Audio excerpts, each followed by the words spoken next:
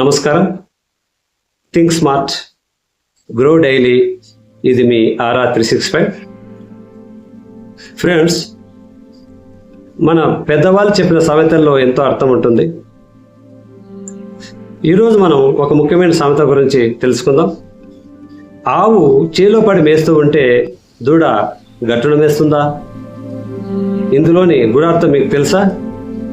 రండి తెలుసుకుందాం. సాధారణంగా ఆవు చేలో పడి మేస్తూ ఉంటే దూడ కూడా అదే పని చేస్తుంది. వెళ్ళి గట్టును కూర్చోదు కదా, ఆవుని అనుసరిస్తూ ఉంటుంది. పెద్దవాళ్ళు జీవితంలో, ముఖ్యంగా తల్లిదండ్రులు, నాయకులు ఏ దారిలో నడుస్తారో అదే దారిలో పిల్లలు, అనుచరులు నడుస్తారు. మన ప్రవర్తనను, అలవాట్లు, మంచి చెడులను పిల్లలు ప్రత్యక్షంగా ప్రభావితం చూస్తారు.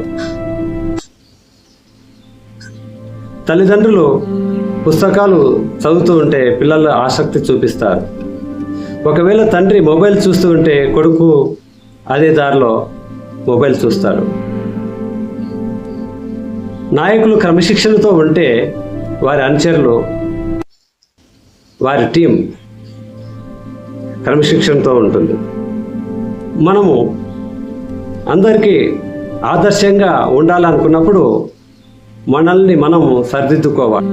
సామెత గురించి మీ అభిప్రాయం ఏమిటో కామెంట్లో తెలియజేయండి. ఇలాంటి ఆసక్తికర మరిన్ని విషయాల కొరకు